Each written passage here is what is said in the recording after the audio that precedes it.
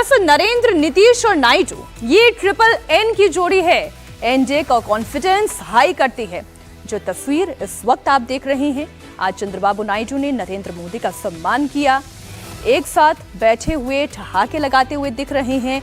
ऐसा लग रहा है कि दो दोस्तों के बीच में बातचीत हो रही है।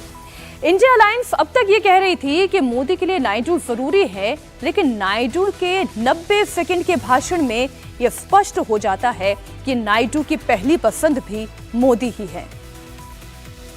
For the election campaign, for the 3 months, Honorable PM never took any rest.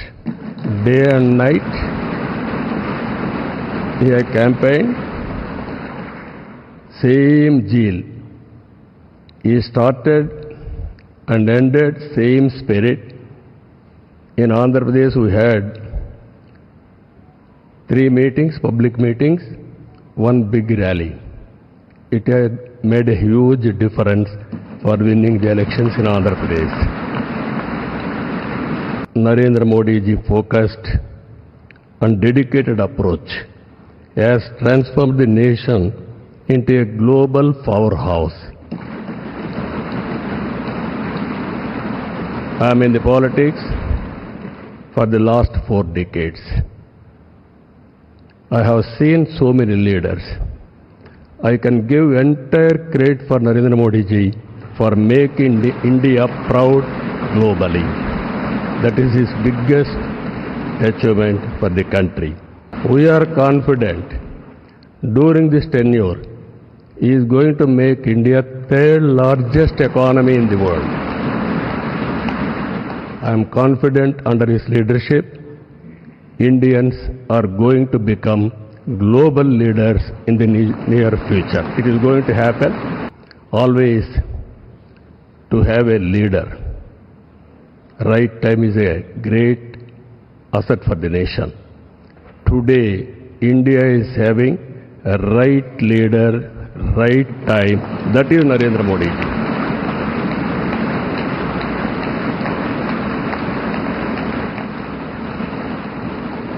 Through his vision of Sabka Saath, Sabka Vikas and Vikasit Bharat, and through the collective efforts of NDA, we can become a zero poverty nation. That is possible only Narendra Modi ji. दरअसल नायडू की politics development की politics है। राज्य के विकास को रफ्तार देना ये उनकी प्राथमिकता है और ये डबल इंजन की सरकार में आसानी से हो सकता है, क्योंकि मोदी की राजनीति भी परफॉर्म, रिफॉर्म और ट्रांसफॉर्म पर ही आधारित है। हमारे सहयोगी इंडिया टीवी के पॉलिटिकल एडिटर देवेंद्र पाराशर हमारे साथ जुड़ गए हैं। देवेंद्र, आज अगर नीतीश और नायडू इन दोनों के वक्तव्यों को जोड़कर देखा जाए तो ऐसा लगता है कि ये विश्वास नरेंद्र मोदी के साथ अटूट है, और जो विरोधी ये कह रहे थे कि ये कब तक चलने वाली सरकार है, अस्थिर सरकार है, आज एक बड़ा मैसेज इंडिया अलायंस को मिल गया।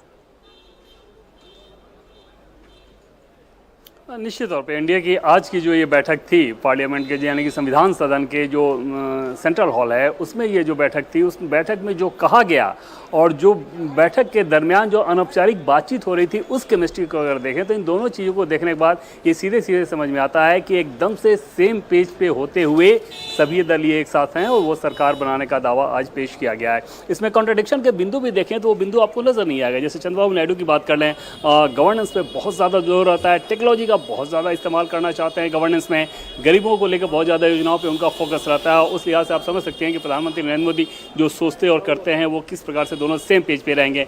नीतीश कुमार के मामले में यही हाल है, और करप्शन को लेकर इन तीनों नेताओं को देखें, खासतौर पर प्रधानमंत्री नरेंद्र मोदी और नीतीश कुमार के लिहाज से अगर देखें तो एकदम से जीरो टॉलरेंस वाला मामला वहाँ पर रहता है।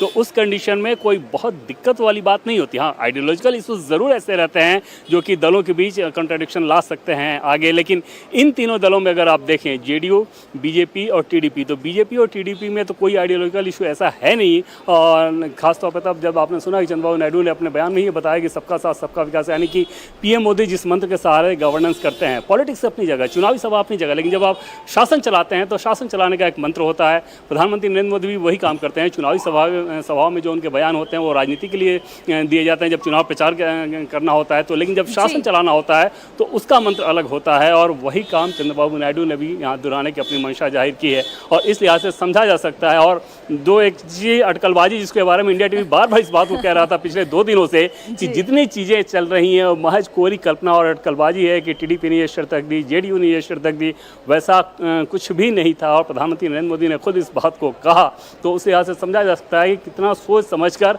इस सरकार के गठन की रूपरेखा तय की जा रही है। कोशिश ये जरूर रहेगी निश्चित तौर पर प्रधानमंत्री नरेंद्र मोदी की, जैसा कि 2 दिन पहले उन्होंने एक बैठक में कहा भी था कि मैं इसे भी एक अवसर के तौर पर ले रहा हूँ और दिखाऊंगा कि गठबंधन की सरकार कैसे चलती है। बिल्कुल आप ठीक कह रहे हैं देवेंद्र। मोदी 3.0 के जो 2 गारंटर्स हैं, उन दोनों मतलब ये जो बॉडी लैंग्वेज थी इसने अपने आप ही बहुत सारी अटकलों को विराम दे दिया है।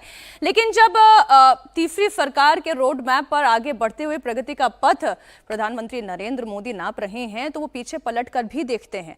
और आज जो 2 तस्वीरें ऐसी आई, दर्शकों को शायद वो दिखानी भी बहुत जरूरी हो जाती है देवेंद्र।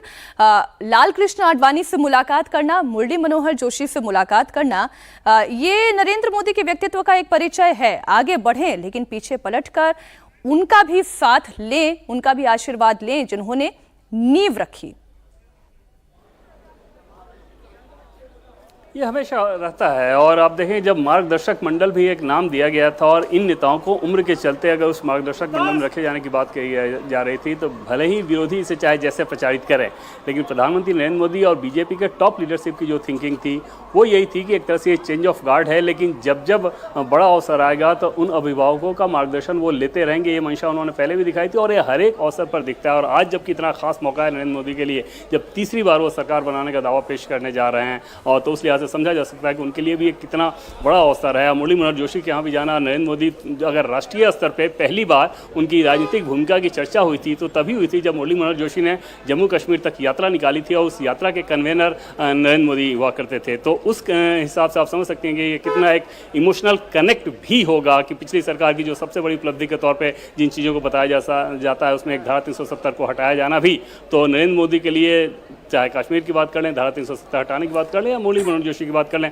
वो सब चीज़ें कनेक्टेड हैं। और जहाँ तक लाल कृष्ण आडवाणी की बात है वो तो हमेशा से ही हम लोग देखते ही रहेंगे किस प्रकार से एक तरह से पिता पुत्र के भीतर जो आत्मीयता वाला संबंध होता है उस प्रकार का ये राजनीतिक संबंध है। और न सिर्फ राजनीतिक संबंध है बल्कि उससे काफ़ी आगे जाकर बढ़कर है। खासतौर पर गुजरात दंगों के बाद जिस प्रकार से लाल कृष्ण आडवाणी ने प्रधानमंत्री नरेंद्र मोदी को के ऊपर जो राजनीतिक अटैक हो रहे थे, पार्टी के भीतर भी जो हमले हो रहे थे, उससे रक्षा की थी, समझा जा सकता है कि मोदी के लिए कितना खास होंगे लाल कृष्ण आडवाणी।